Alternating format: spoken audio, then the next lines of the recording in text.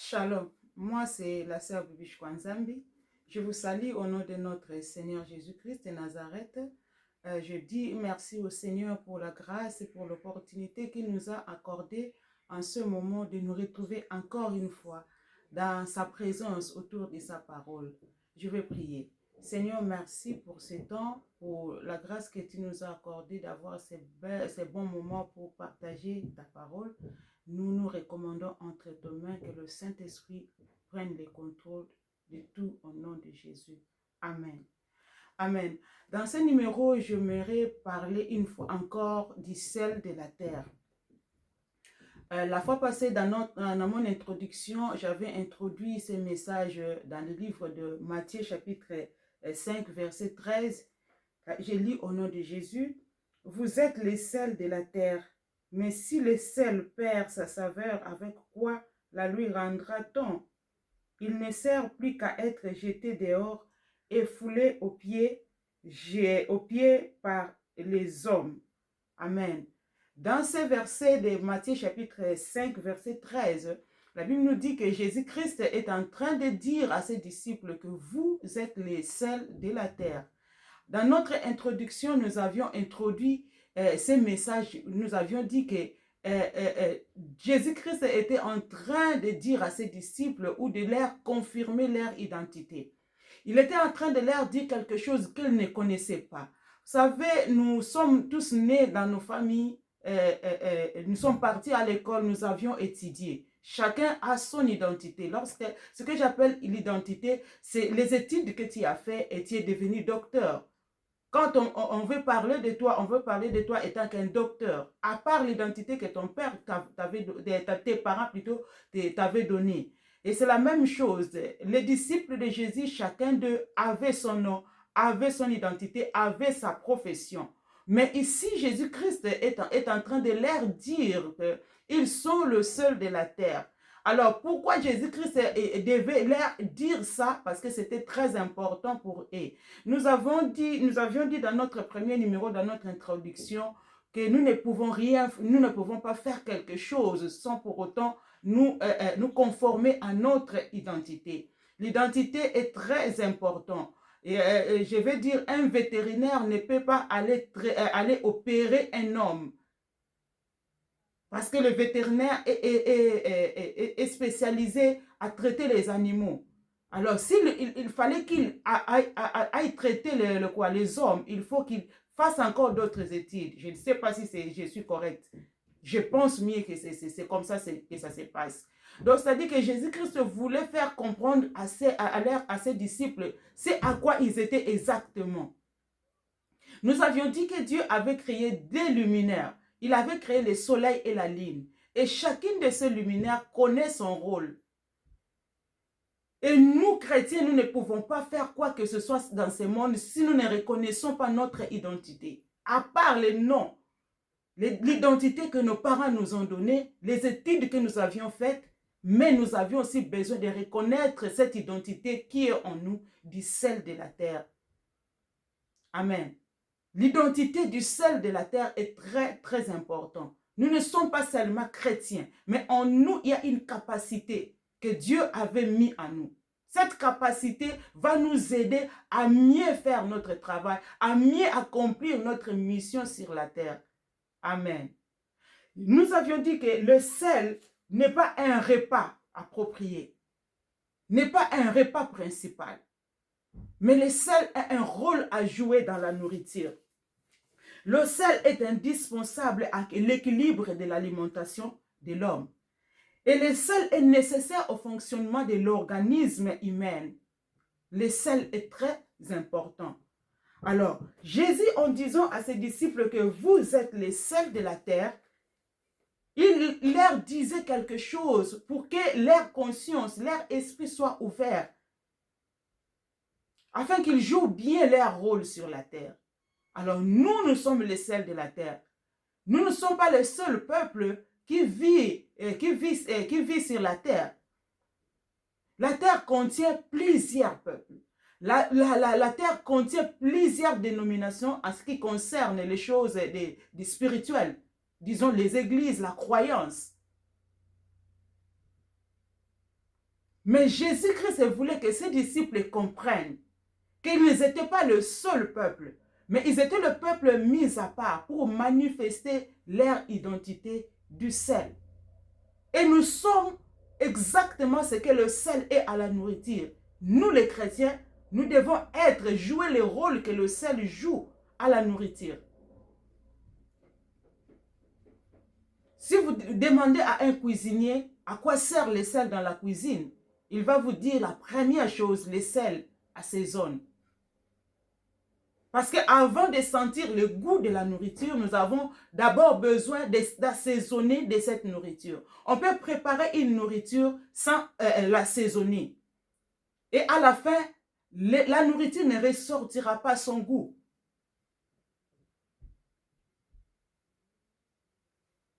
On peut assaisonner la viande avec d'autres épices sans sel. Mais lorsque vous allez manger cette viande, vous allez comprendre qu'il y a quelque chose qui manque. Et cette chose-là, c'est le sel. Donc, quand le sel manque dans une nourriture, on peut le remarquer. On peut le remarquer immédiatement. Ce qui revient à dire que lorsque le chrétien ne joue pas son rôle du sel sur la terre, on peut le remarquer. Le chrétien est là pour assaisonner le monde. Et après avoir assaisonné le monde, nous sommes là pour donner du goût au monde. Le goût qui permettra à ceux qui ne connaissent pas Jésus de connaître notre Dieu. Par notre façon de faire, par notre façon de nous comporter, par notre façon de parler.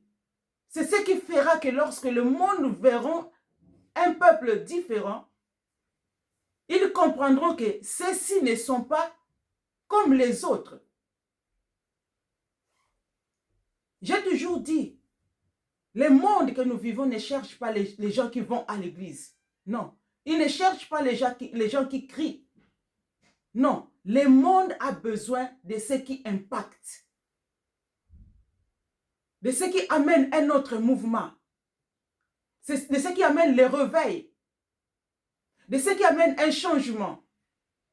Ce sont ceux-là que le monde recherche. Et nous, nous sommes là avec cette capacité que Dieu a mis en nous. J'aime toujours ce verset de Jean chapitre 17, verset 16 ou 15. La Bible nous dit, lorsque Jésus priait dans sa prière sacerdotale, il dit, je ne te prie pas de les ôter du monde, mais de les préserver du monde. Jésus est en train de prier au Père pour dire que je ne te prie pas de ôter les chrétiens du monde, mais de les préserver du monde. Pourquoi Jésus ne pouvait pas nous amener au ciel lorsqu'il nous a sauvés? Il pouvait nous transférer directement au paradis parce que nous étions déjà sauvés. Mais il nous a laissés dans le monde. Il nous a mis à part dans le monde pour manifester, pour accomplir la mission. Ce que lui a fait. Et là où lui, il s'est arrêté. Pour que les chrétiens continuent cette mission. Il dit dans sa parole, j'ai encore un autre brebis qui n'est pas encore de cette bergerie. Et ces brebis-là que Jésus-Christ est en train de référer ici, ce sont des chrétiens qui seront gagnés par les enfants de Dieu, les disciples. Raison pour laquelle Dieu nous a laissé sur la terre et nous a mis à part, ce qui veut dire nous a préservés du monde pour que nous puissions manifester notre identité du sel, donner du goût au monde. Le monde que nous sommes en train de vivre ressemble à une nourriture sans goût, sans saveur. Voilà pourquoi vous allez entendre des gens dire que Jésus revienne vite pour que nous partions au ciel. Parce que ces gens-là, peut-être, ils voient que le monde n'a pas de valeur, non pas de valeur, mais n'a pas de goût, il n'y a pas de saveur. Mais les chrétiens, nous sommes là pour manifester cette nature au monde, autour de nous, dans nos familles, dans nos lieux de travail, au marché. Nous sommes là pour manifester l'identité du sel. Jésus-Christ dit, vous êtes le sel de la terre. Le sel, J'ai dit qu'assaisonne. Le sel donne de la saveur à la nourriture, c'est-à-dire qu'il y a du goût à la nourriture. Si quelqu'un est fatigué et a faim, il suffit de voir un chrétien qui lui partage une bonne parole, qui lui donne de l'espérance. Ce chrétien peut être rassasié, peut changer d'avis. C'est ce que nous sommes au monde. Et pour continuer, le sel conserve. Lorsque vous mettez du sel dans la nourriture, dans la viande et spécialement, la viande sera conservée. Je ne sais pas en Afrique, mais ici, à l'Occidentaux, lorsque vous achetez des viandes, et il y a des viandes fumées, nous achetons des viandes fumées. Ces viandes-là, on a mis du sel pour conserver cette viande-là. La viande peut être conservée une année, plus d'une année même. Malgré qu'on met les dates d'expiration, mais la viande peut être conservée plus d'une année parce qu'on a mis du sel. Sans le sel, la viande va pourrir. C'est ce que vous et moi, chrétiens, nous sommes. C'est pour conserver le monde de la corruption. Conserver le monde de la comment on appelle ça? De la décomposition. C'est notre rôle. Voilà pourquoi, étant que chrétiens, nous devons bien nous comporter là où nous sommes, partout où nous sommes. Que les gens du monde voient nos bonnes œuvres.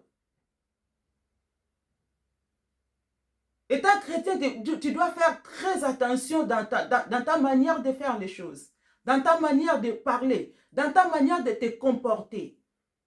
Je ne dirais pas que là où il y a des païens, mais partout où nous sommes, nous devons être très, très prudents. Parce que les gens, lorsqu'ils vont entendre que nous sommes des chrétiens, ils attendent quelque chose de nous. Nous sommes là pour conserver le monde de la corruption, conserver le monde de la décomposition, conserver le monde de la pollution. Vous savez que Dieu avait mis du sel dans la mer pour conserver l'eau. Si cela n'était pas le cas, les hommes ne pouvaient pas vivre sur la terre. Parce que l'eau serait polluée par manque de sel. Le sel est très très important. Dieu a mis du sel dans la mer pour conserver l'eau. Aujourd'hui, les gens aiment aller se laver plutôt comment on appelle ça, au beach, comment on appelle ça, pardon. Ils aiment aller, comment on appelle ça, to the beach, j'ai oublié comment on dit ça en français. Ils veulent aller se baigner, se laver quand il fait chaud. Mais si Dieu n'avait pas mis du sel dans l'eau de la mer, les hommes n'aimeraient pas aller se laver là-bas. Parce que l'eau serait polluée. Amen. Nous sommes là pour conserver le monde de la pourriture. De la même manière, le sel conserve la nourriture. Nous sommes là pour freiner la décomposition. Ce monde est pollué.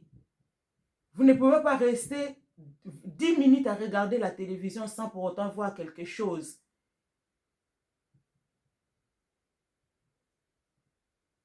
Vous ne pouvez pas passer quelque part sans pour autant entendre quelqu'un dire quelque chose de mauvais. Un langage qu'on ne peut pas exprimer comme ça. Mais on entend ces choses partout où nous sommes. Où sont les chrétiens pour aller prêcher la parole de Dieu? Où sont les chrétiens pour aller manifester leur identité de sel? Il suffit de mettre un peu du sel.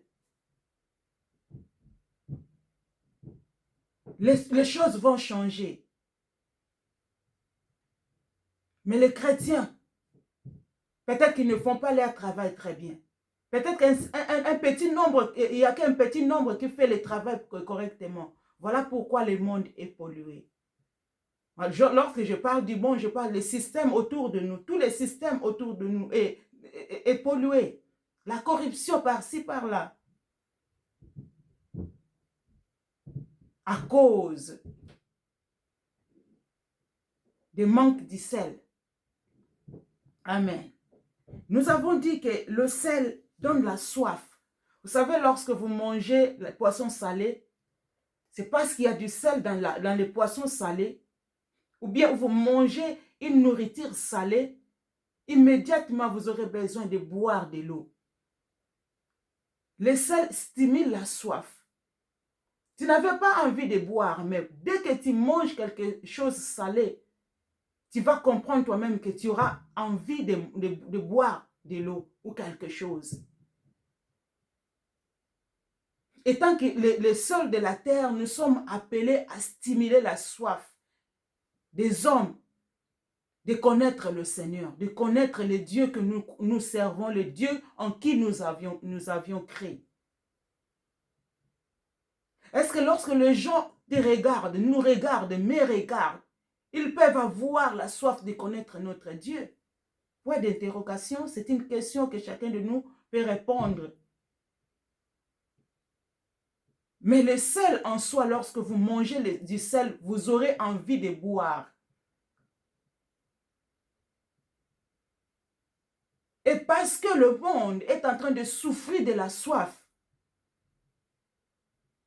de la parole de Dieu, nous avons cette responsabilité-là, d'amener la parole de Dieu qui est l'eau de la vie à ceux qui ne connaissent pas le Seigneur, afin qu'ils aient la soif ou l'envie de connaître notre Dieu, de connaître le Seigneur. Ce sont des rôles que les sel jouent. Amen. C'est ce que le sel fait. Le sel stimule la soif. Tu as besoin de boire l'eau. Et l'eau que nous pouvons présenter au monde, c'est la parole de Dieu. Jésus-Christ a dit, si quelqu'un a soif, qu'il vienne aux eaux, qu'il vienne à moi. Dans sa conversation avec la femme samaritaine, il dit, si tu connaissais les dons de Dieu, tu aurais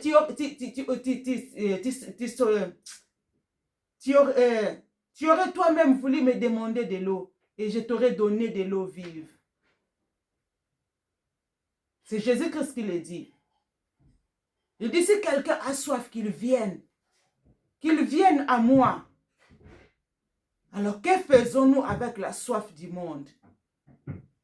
Le monde a soif de connaître Dieu, de connaître la parole de Dieu. Mais il faut qu'un peuple se lève pour aller présenter, pour aller apporter l'eau de la vie qui est la parole de Dieu. C'est notre responsabilité, bien-aimés. Partout où nous sommes, nous devons apporter la parole de Dieu. Partout où nous sommes, nous devons parler de Dieu aux gens. Tu ne sais pas la personne que tu passes tous les jours, ce qu'il traverse, ce qui se passe dans son cœur. Il y a des gens qui sont prêts à aller se suicider, mais ils ont seulement besoin d'une parole.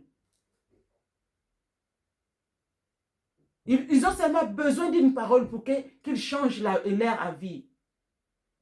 Et nous sommes là pour apporter cette parole au monde. Vous êtes les sels de la terre. Les sels qui assimilent, qui stimulent la soif. Amen. Pour aller conclure dans ces numéros, le sel unit. Vous savez, lorsque vous regardez la facture, on appelle ça la liste pour le mariage, mais dans notre langage, on appelle ça aussi la facture de mariage. Vous allez voir que dans la facture de mariage, le sel ne manque pas. Et vous allez vous poser la question, pourquoi on demande le sel? Le sel est symbolique dans la facture du mariage. Le sel unit. Dans d'autres pays, lorsque le jeune homme veut confirmer sa fiançaille ou demander la main de sa femme auprès de sa famille, le jeune homme doit apporter un cadeau de sel pour sceller leur union. Nous sommes là comme des sels de la terre qui unissent les hommes à Dieu. C'est notre responsabilité. C'est notre devoir. Nous sommes là pour apporter l'eau qui, à cause de la soif, mais aussi nous sommes là pour unir les hommes à Dieu. tous ceux qui ne connaissent pas le Seigneur, nous sommes là, nous avons la responsabilité de les unir à Dieu, de les amener à Dieu par notre parole, par la parole de Dieu que nous allons leur prêcher, par notre même comportement. La Bible nous dit dans 1 Pierre chapitre 3, la femme qui a un mari incrédule ou incroyant, la femme peut changer son mari par son comportement. Cette femme-là n'a pas besoin d'aller prêcher ou de prêcher son homme dans la maison, mais à cause du comportement de la femme, l'homme peut être facilement gagné à Christ. Ça, c'est ce que nous sommes. Unir les gens à Christ. Et que faisons-nous, enfants de Dieu? Que faisons-nous, bien-aimés frères et sœurs dans le Seigneur? Que faisons-nous? Nous avons la parole de Dieu, nous avons la Bible.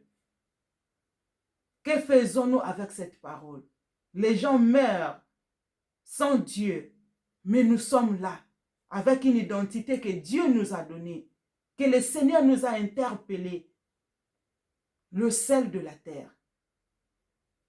J'ai donné beaucoup de points dans ces numéros. Le sel assaisonne, le sel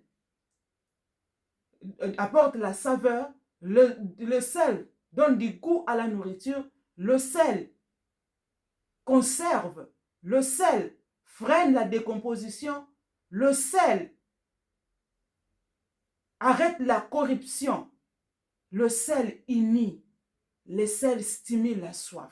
Ce sont des points que nous avions parlé dans ces numéros. J'aime pas vraiment enregistrer beaucoup parce que j'aimerais que nous puissions comprendre l'essentiel. Par la grâce de Dieu, nous allons continuer ce thème.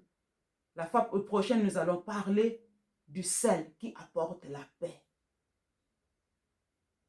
Amen. Que le Seigneur Dieu vous bénisse. Bien-aimés frères et sœurs dans le Seigneur, manifestons notre identité du sel.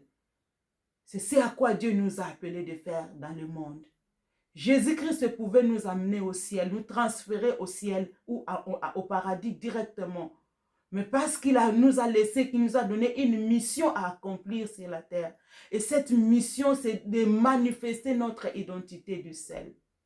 Et si nous ne manifestons pas notre identité du sel, la Bible nous dit dans le même verset 13 de Matthieu chapitre 5, il dit, il ne sert plus, mais si le sel perd sa saveur, avec quoi la lui rendra-t-on?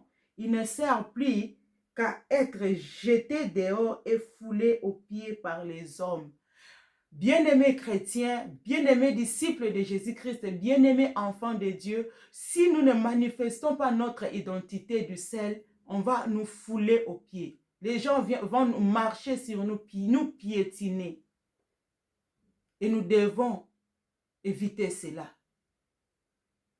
Faisons notre travail. Accomplissons la mission. N'est-ce pas que Jésus-Christ a dit, allez par tout le monde, faites tous mes disciples. Cela n'est pas réservé aux pasteurs seulement. Cette mission n'est pas réservée aux évangélistes seulement, mais à tout enfant de Dieu qui a cru en Jésus-Christ. Nous avons cette capacité, cette potentialité en nous d'aller manifester notre identité du sel, d'aller faire de tous les disciples de Jésus-Christ, d'unir les gens autour de la parole de Dieu, d'unir les gens autour de Dieu.